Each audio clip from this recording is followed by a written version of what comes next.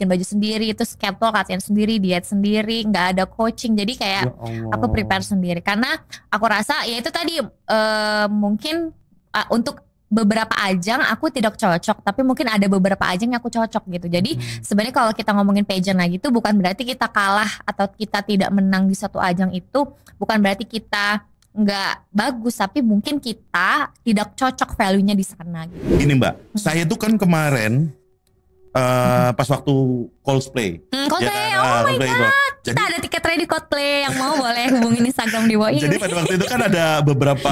Kalaupun misalnya teman-teman masih cukup beruntung punya orang tua, jangan lupa minta izin, minta restu karena Keren. karena misalnya apapun langkah kita kalau nggak kulon dulu sama orang tua itu pasti nggak akan berkah gitu lah. Nggak berjalan lancar lah ya. Itu satu dan lain-lain. Terus habis itu yakin aja kalau perpanjangan tangan Tuhan tuh pasti ada.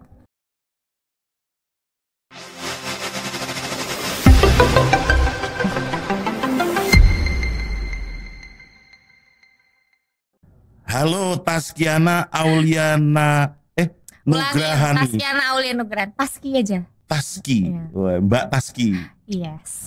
Assalamualaikum warahmatullahi wabarakatuh. Waalaikumsalam.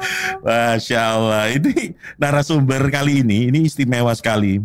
Karena dia ngajak tukeran tempat duduknya gitu kan. Emang angle-nya kiri. Oh gitu. Biasanya saya sayap kiri gitu kan. Sementara saya harus di sebelah sayap kanan. Tapi tidak ada masalah karena sejauh ini saya melihat bahwa sosok Mbak Taski ini sosok orang yang rame benar. Oh ya. Rame, terus aktivitasnya juga rame. Nah kita coba cari tahu nih siapa nih sebenarnya Mbak Taski ini gitu kan. Nah spill dikit-dikit bahwa Mbak Taski ini adalah putri dari emak kita juga gitu kan. Banyak ya. Oh, banyak ya putrinya, anak-anak. Kami nyebutnya ada yang Umi, ada yang Uma gitu ya, Uma Rohani. Sama aku manggilnya apa? Apa? Umi Nyonya. Loh. Karena dia suka nyuruh kadang-kadang. Umi Nyonya. Sebenarnya Mbak Taski ini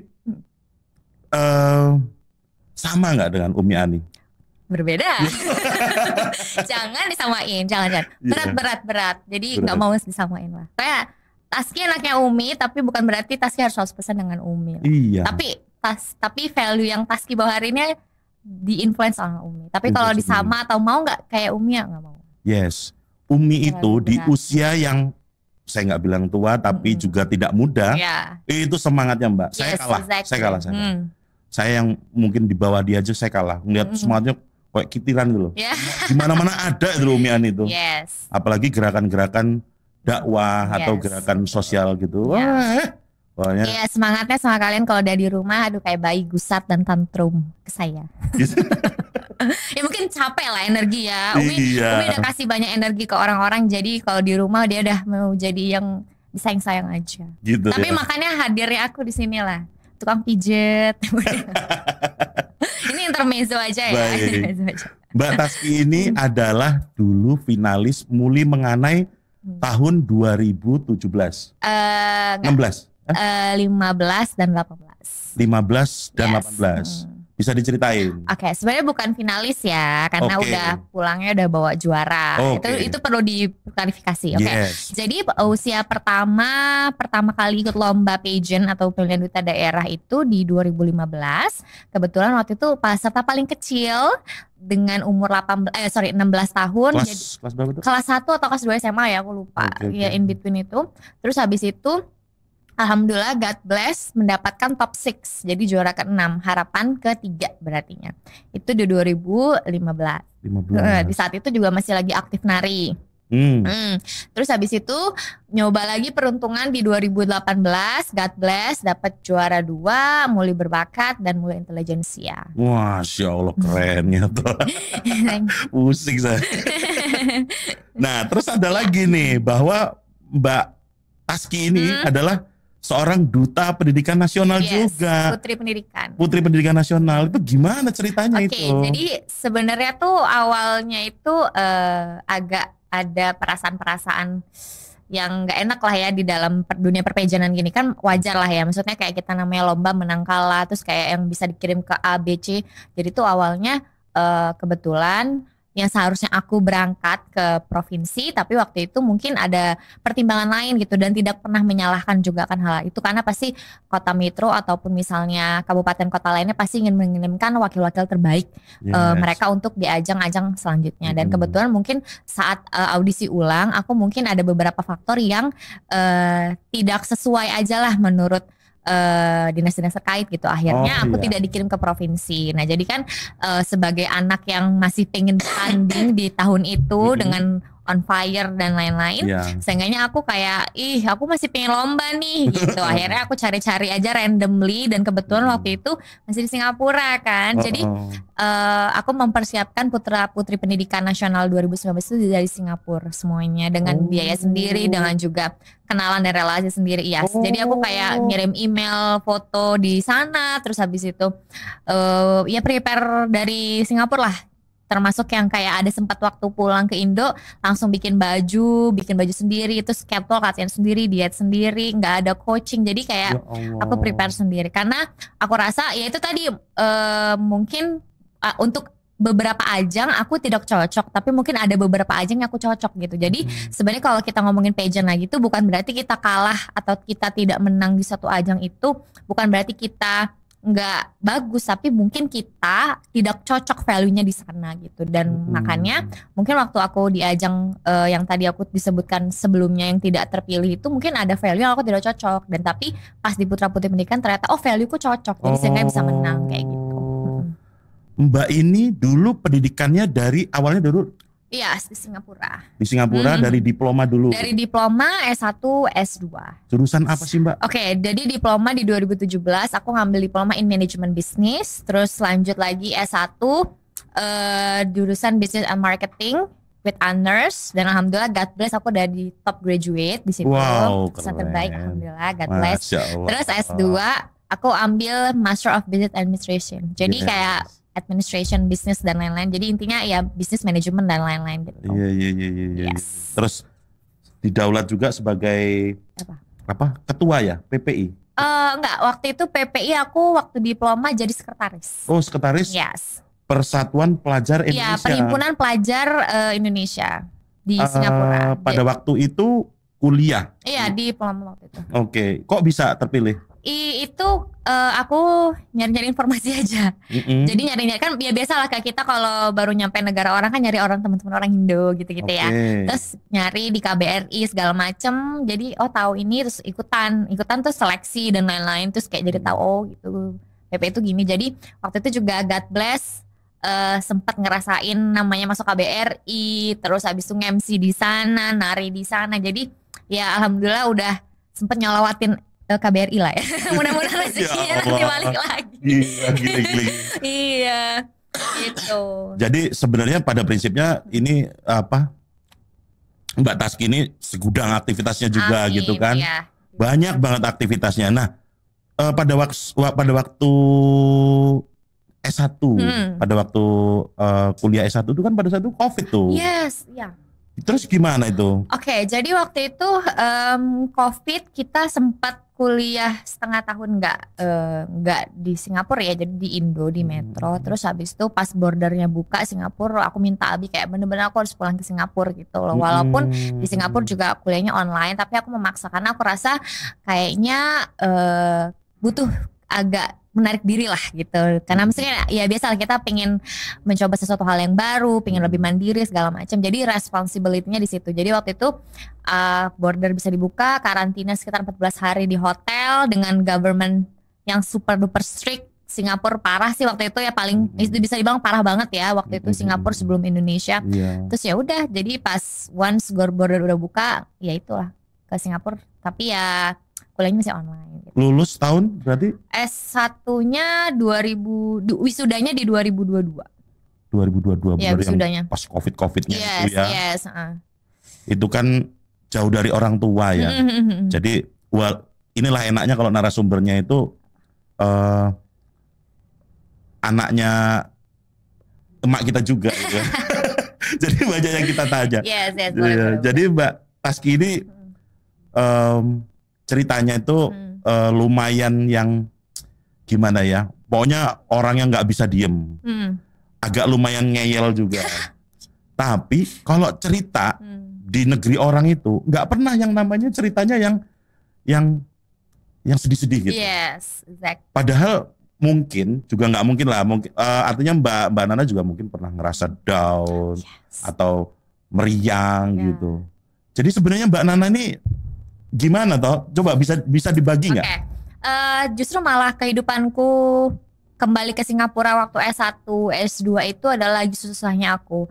Karena mungkin di tahun yang sama adalah COVID satu, dimana kan kita extrovert ya, jadi biasa lebih seneng ketemu orang ataupun kegiatan luar rumah, mau nggak mau harus di apartemen aja. Itu satu, secara fisik kita sedikit bertemu orang. Yang kedua, di tahun-tahun itu ternyata aku baru menyadari ketika kita makin dewasa, kita tuh ngalamin pergolakan batin lah, quote unquote ya. Jadi waktu itu tanpa sadar aku ngalamin quarter life crisis. Jadi di saat yang bersamaan juga aku merasa kayak aku membandingkan diriku dengan orang lain. Kayak misalnya teman-teman seusia aku ada yang udah wisuda, ada yang udah bekerja di ABC, terus ada yang sudah menikah, ada yang punya anak. Jadi kayak kita membandingkan hidup kita dengan orang lain. Yang sebenarnya itu nggak perlu dibandingkan karena ya memang parameternya pun nggak sama, gitu kan. Nah, tapi di saat itu juga tanpa sadar ada trauma-trauma masa lalu yang baru kepikiran. Oh ternyata aku tuh nggak suka lo begini. Oh harusnya aku tuh butuh begini. Harusnya aku tuh maunya begini begitu. Dan aku tidak mendapatkan begini begitu tuh di sana karena kebetulan kan sendirian.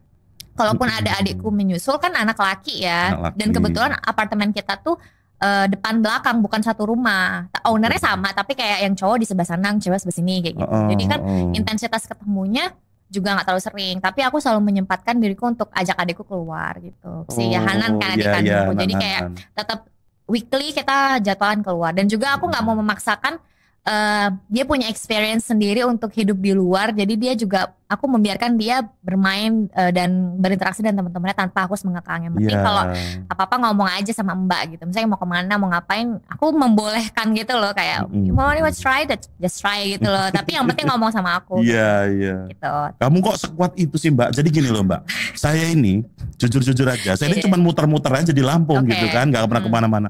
Saya ngeliat dari beberapa prestasi Mbak Taski yang sudah dilalui, terus aktivitasnya, terus jauh dari orang tua, mana di negeri orang nih, bukan di Indonesia. Itu kan mulai dari kultur, kebiasaan semuanya berbeda semua tuh Mbak Nana. Gitu. Apa namanya? Apa kesulitan Mbak Nana tuh di negeri orang itu seperti apa gitu loh? Sebenarnya stage-nya berubah-ubah ya. Karena ya itu tadi kalau kita ngalamin kesulitan kan pasti ada output yang keluar juga jadi lebih baik kan. Jadi kalau waktu di diploma itu sulitnya adalah ngomong bahasa Inggris karena waktu itu kan usia masih 18 tahun. Umi Abi cuma temenin 3 hari doang waktu itu di Singapura. Jadi pernah ke Singapura tapi kan sama tour guide yang kayak liburan yang ibaratnya diterima beres lah ya. Tapi kan ketika kita udah jadi citizen di sana atau jadi orang sana kan pasti akan mendapatkan masalah yang berbeda. Kita menghadapi administratif atau misalnya kita mau beli makanan harus nyari sendiri dan lain-lain, makanan halal gitu. Jadi kalau di diploma kesulitanku adalah adaptasi dengan lingkungan.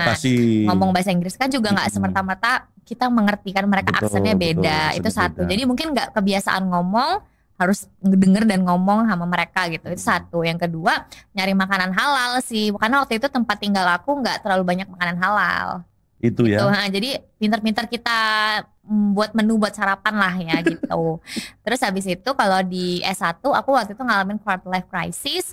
Jadi every day, every night aku selalu menangis gitu. Ya Allah. Selalu yang kayak kenapa hidupku seperti ini gitu. Dan aku punya problem tidur.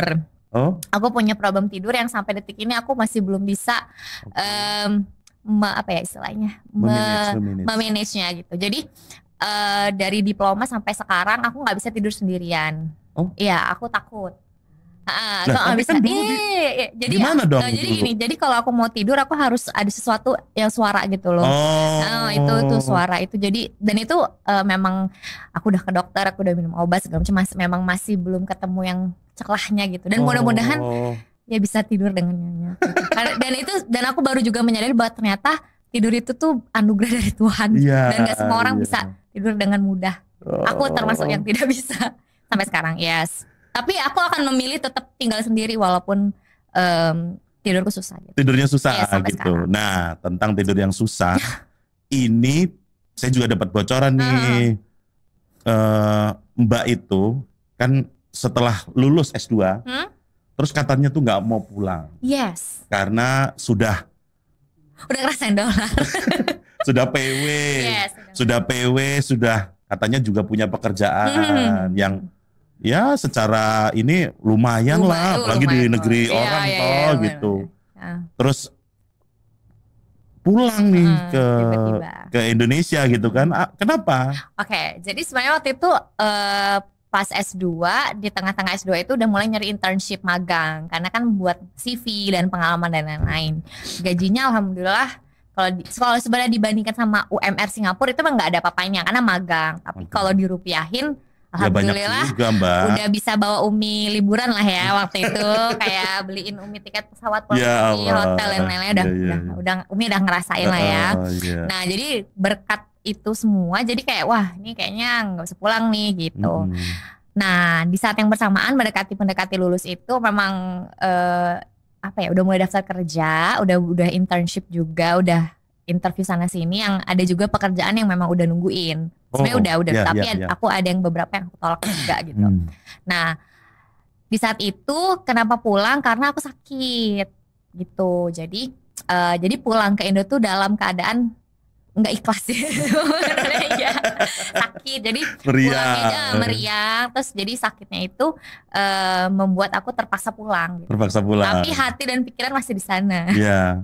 Tapi kan Mbak Nana kan tadi orang yang cukup kuat tuh gitu kan. Yes. Dalam perjalanan tadi. Ya maksudnya kok akhirnya terus kemudian aduh gua kayaknya harus harus ngomong deh masalah sakit itu. Yes. Itu ngomongnya ke siapa sih itu? Ya itu karena sebenarnya gini, jujur aja kalau misalnya di bulan itu di waktu itu badanku nggak ruam, aku mungkin nggak ngomong karena kan jelek ya. Jadi karena ngacak apa sih yang dirasain Mbak Nana pada waktu itu? Ya sebenarnya sakitnya udah seminggu, kayak panas, nggak ngomong batuk, dong, pilek segala macam, masih bisa dihandle. Dan gini, besoknya aku pulang Indo 2 hari sebelumnya itu aku masih yang running, aku masih buat badanku running gitu loh. Jadi masih yang aku buat running, groceries dan lain-lain gitu. Cuman mungkin ya itu udah kaset lah ya istilahnya ya, udah ada yang mentok banget ya itu. Jadi karena ruam ngomong, kalau nggak ruam mungkin aku masih bertahan. Dan itu nggak ngomong sama Umi Abi toh? Ngomongnya siapa itu? Sama adekku aja, karena merah kan badannya. Seandainya itu nggak merah mungkin aku nggak ngomong. Mungkin maksudnya Tuhan, gue kasih jelek nih lu. Biar ngomong. Mbak tuh ke adiknya, ke Mas Hanan tuh ngomong gini, jangan ngomong-ngomong sama Abi ya. Iya gitu. Kayak gitu. Saya ingatku tuh ya kayak cuman aku foto aja. Kamu kenapa Mbak? Dia langsung telepon, ini udah ngomong Abi Umi belum. Kenapa nggak ngomongin? Kenapa harus ngomong? Jadi akhirnya Mas Hanan yang ngomong. Iya, jadi dia yang nyampein. Iya, gara-gara Hanan yang pulang. Jadi semua pekerjaan Mbak Nana yang di sana ditinggal dong? Ditinggal. Tapi sebenarnya kebetulan internnya udah selesai. Tapi ada beberapa interview lagi ongoing. Jadi ada beberapa juga yang kita cancel. Mbak sempat dirawat di rumah sakit di Singapura? Di Singapura waktu itu ternyata klinik yang aku datengin dia nggak ada emergensinya. Waktu itu aku mau ke NUH tapi harus booking dulu. Sedangkan badan kayaknya udah nggak oke. Jadi mau nggak mau pulang langsung ke Medistra sekitar seminggu. Ya di Medistra. Terus dijemput sama Abi? Hanan. Besoknya terus sesampainya di Indonesia terus kemudian masih dirawat lagi? Iya. Jadi begitu landing ya udah. Cuman kayak begitu landing di Terminal 2F.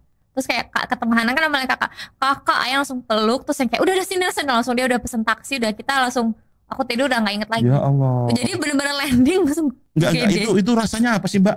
Gak tahu. Gak karu-karuan ya? Gak tau udah kayak yang kalau gue lewat gue ya udahlah lewat aja. Gitu ya? Ya Allah ya Rabbi. Tapi ada cerita lucu nih.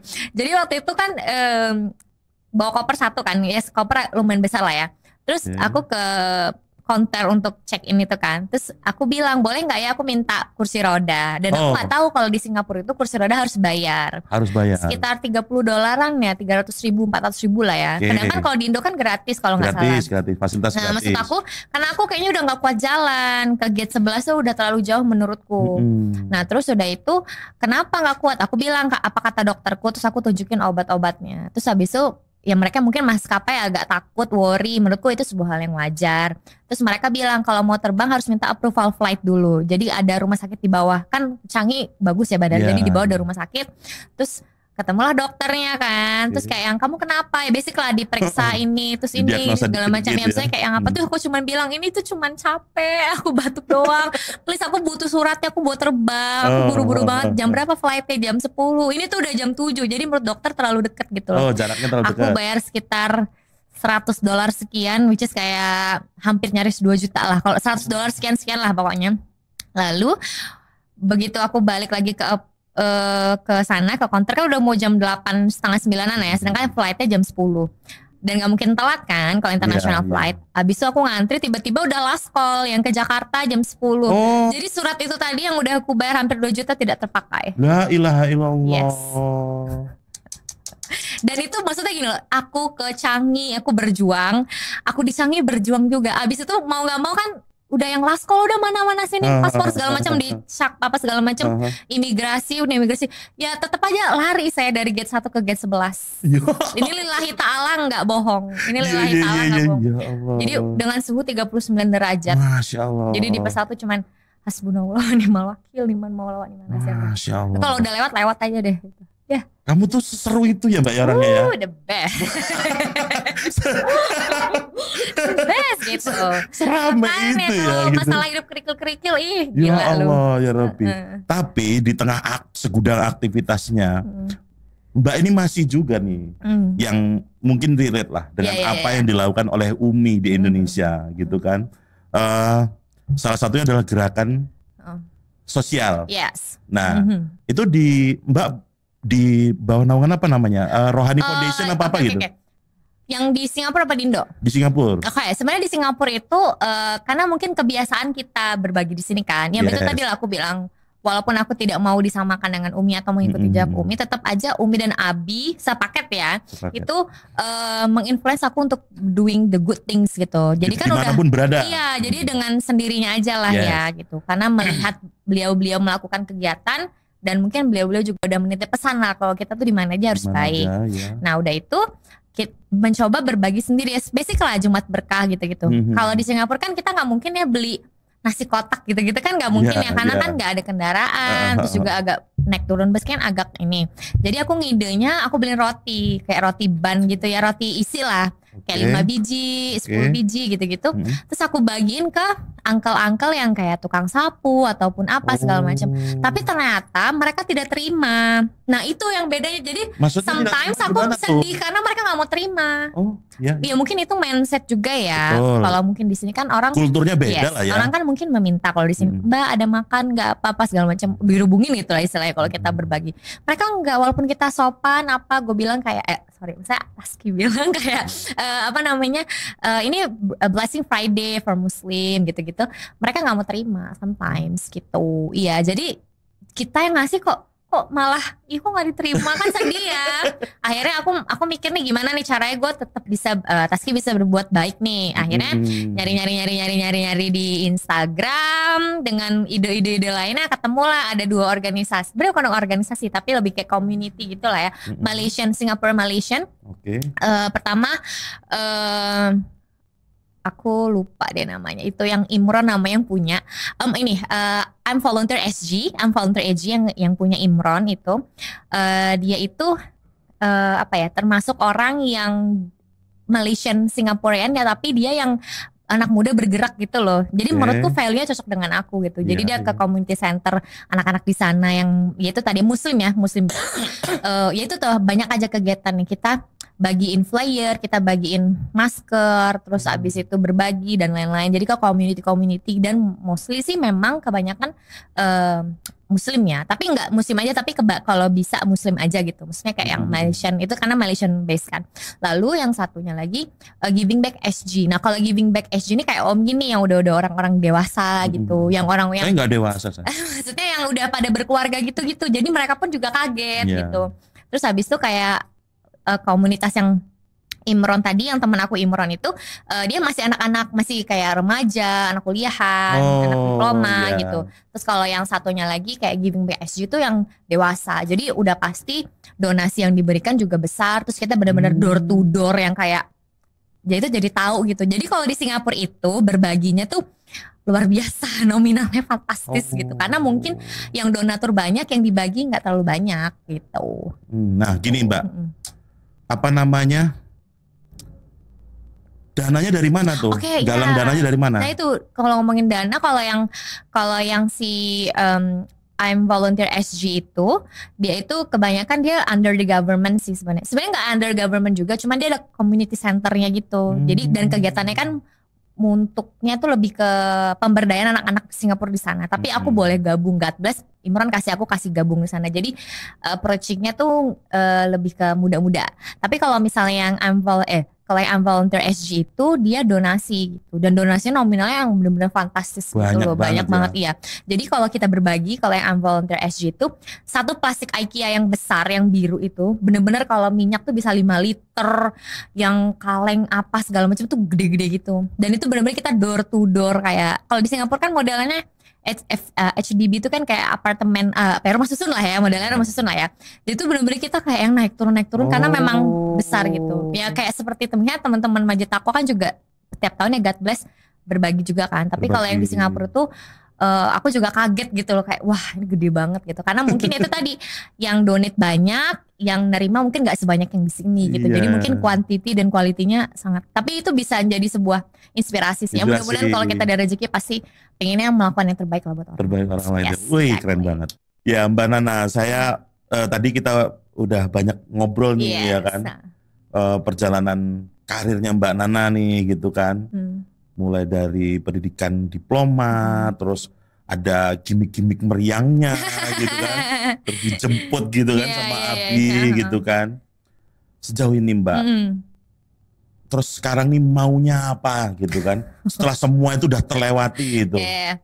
Oke, so yang udah realistis banget tuh pasti pengen kerja full time ya, pasti kerja full time. Kayak aku tuh sedang mengusahakan lah ya kerja biar juga keluar dari sini, dalam artian bisa lebih mandiri lagi, karena ini pertama kalinya di hidup aku tuh tinggal lagi sama Umi kan, dari diploma S1 S2. Jadi kayak 8 bulan ini di sini lah ya 8 gitu. bulan di sini. Kurang lebih kayak gitu. Terus habis itu pengen yang realistis, pengen kerja, terus habis itu nanti membangun karir lah, dalam artian kayak independen gitu. Jaya.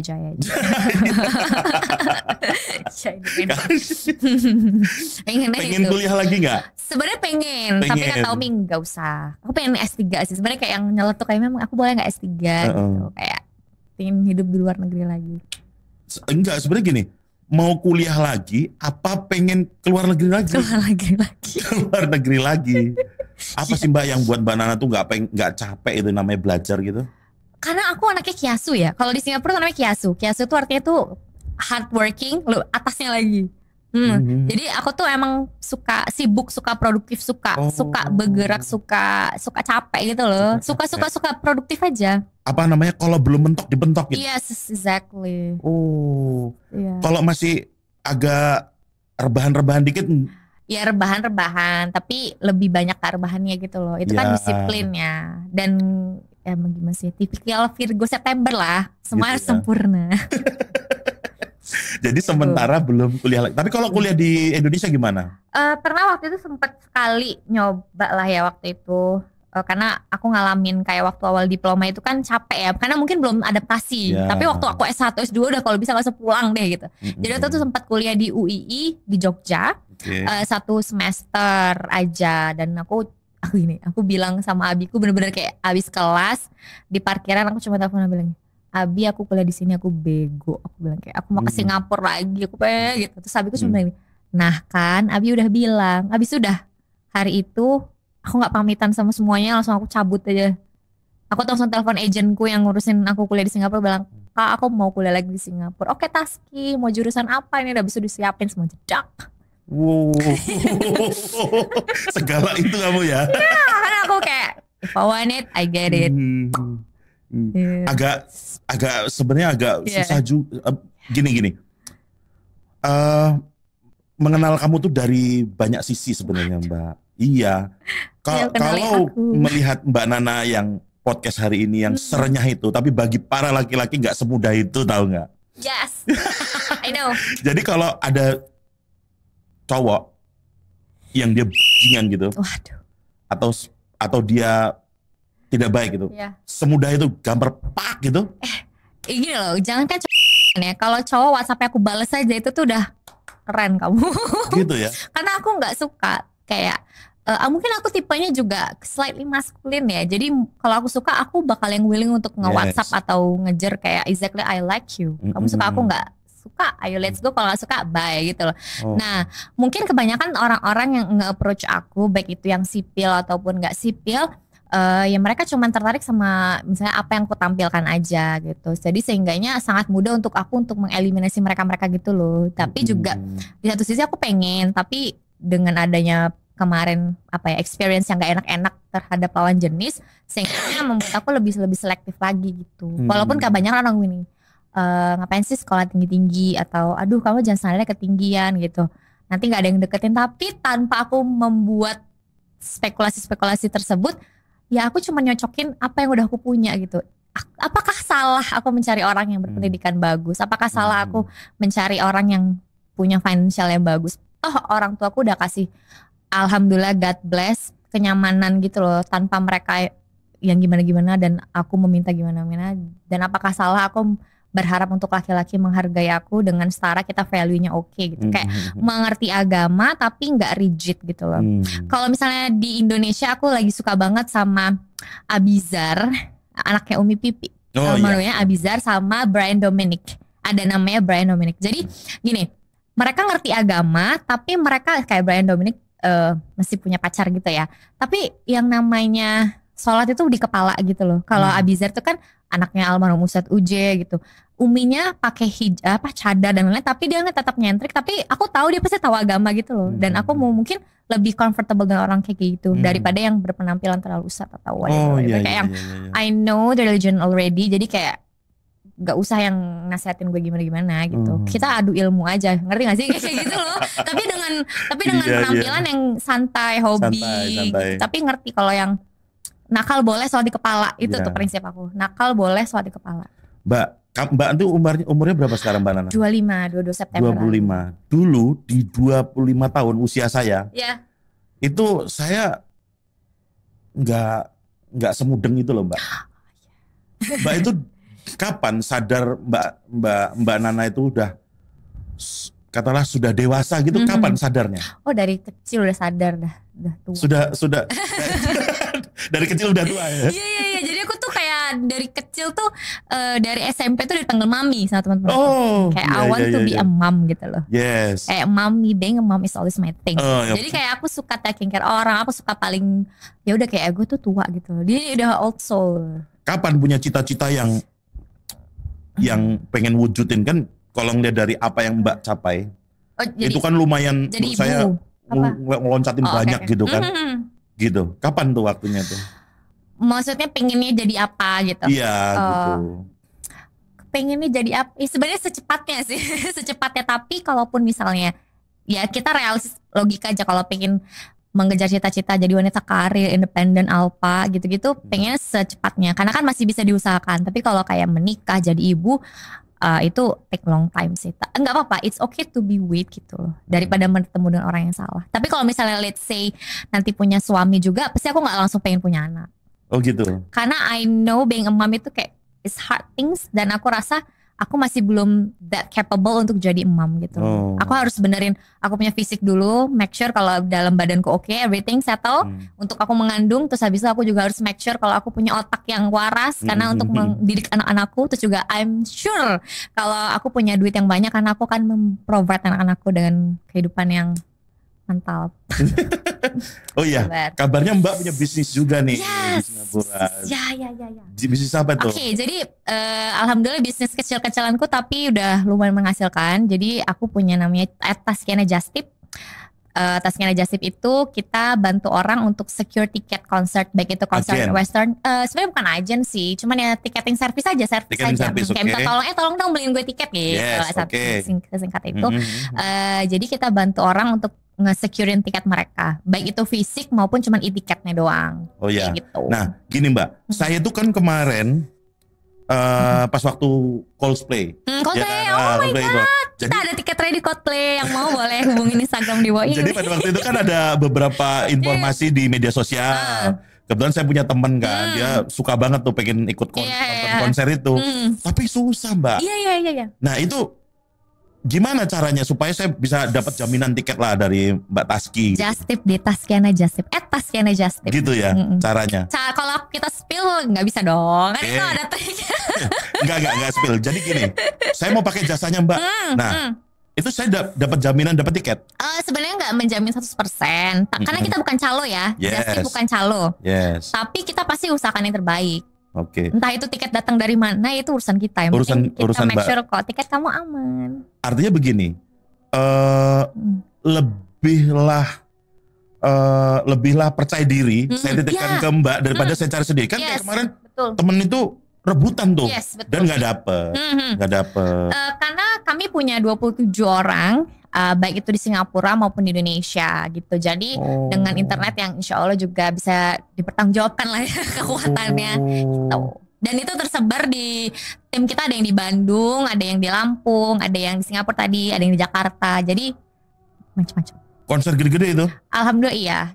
Konser apa yang sebelumnya? Kita paling susah aja ya. Yang paling susah itu Coldplay, Taylor Swift, sama konser NCT. Itu gini ya, kok Taylor Swift itu aku sampai yang marah. Karena kan menghandle 27 orang dengan tensi war yang susah kan. Jadi kita mulai war itu, kita standby jam 9 pagi, kita selesai banget war tuh jam 6 sore. Dan God bless itu kita secure hampir 25 tiket. Itu Singapura ya. Dengan nominal yang alhamdulillah masya Allah tabarakallah itu ya alhamdulillah. Gila.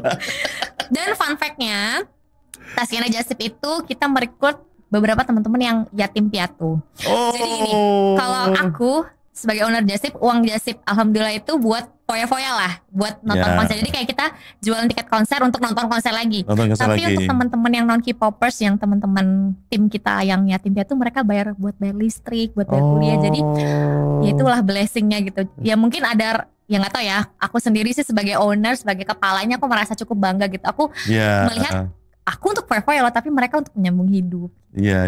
Dan fun fact yang lagi, kalau misalnya kita nge-war tiket, yang nggak secure aja tim kita akan tetap bayar. Karena prinsipnya adalah customer pertama adalah employee kamu sendiri. Gitu. Jadi well-being mereka sangat amat kita kita pastikan lah gitu. Nggak ya sekadar lu nggak dapet tiket ya udah lu nggak gue bayar, nggak bisa. Kalau di kita pasti kita bayar. Yes. Oke Mbak, ini pertanyaan pamungkas. Tapi sebenarnya ada pertanyaan lanjutan. Oke, boleh. Pertanyaan pamungkasnya gini dulu. Oke. Mbak bisa di-share nggak kepada teman-teman semua? Jadi supaya menjadi anak muda yang produktif lah gitu. Bisa di-share nggak Mbak semangatnya? Pertama yang pasti teman-teman tuh ada di masa dimana kondisi yang nggak teman-teman suka. Nggak apa-apa dijalanin aja, karena yakin dari kondisi yang nggak kamu suka itu kamu bisa jadi orang yang lebih kuat lagi, jadi lebih tough. Itu satu. Yang kedua, cari comfortable-nya kamu di dalam kondisi yang gak kamu suka. Jadi kalau misalnya kamu gak suka, gimana ceritanya itu suasana kamu buat menjadi suka dan nyaman. Ketika kamu udah mulai suka, kamu coba untuk breakdown, kamu maunya apa.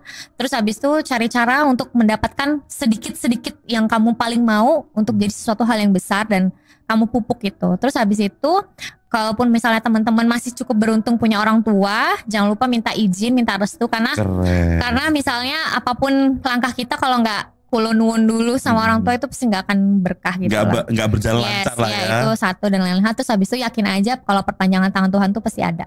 Wow. Masya Allah.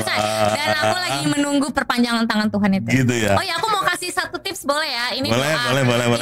Ini doa. Ya ini mungkin terdengar aneh, tapi everyday aku baca doa ini. Jadi setiap buka jendela, rumah kan pinggir sawah ya. Setiap buka, terus kayak kamu berdoa kayak ya Allah ya Robbi, pemilik langit dan bumi, pemilik alam semesta itu sendiri, jagat raya, Ibu Pertiwi, Bapak Angkasa. Hari ini kasih tahu aku ada keajaiban apa, keberkahan apa, perpanjangan tanganmu apa, amin.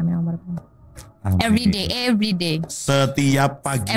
Pagi buka jendela itu. Iya, jadi kayak percaya nggak percaya. Jadi kan kamu nanya nih sama alam semesta sama Tuhan. hari ini ada kebaikan apa ya, terus kayak tiba-tiba akan ada aja. Maksudnya gini loh, nggak mesti sesuatu yang berupa bernilai uang, tapi bisa aja kayak kamu hari itu bisa tidur siang, dan kamu bangun tidur siang kayak, oh thanks God aku hari ini bisa tidur. Nikmatnya gitu. Tidur siang, gitu. Terus kayak ada perpanjangan tangan Tuhan aja gitu. Ah keren kamu Mbak. Jadi gini Mbak Taski, ini mungkin ada episode lanjutan. Kita mau cari tahu juga tentang seperti apa sih sebenarnya jodoh yang mau dicari sama Mbak Taski. Tapi sampai di situ dulu gitu ya. Sampai di sini dulu nih informasi. Nanti di spoiler dikit boleh nggak? Boleh. Seperti Mark Lee, Johnny, Doyoung dan Jeno. Oke, thank you Mbak. Thank you. Terima kasih.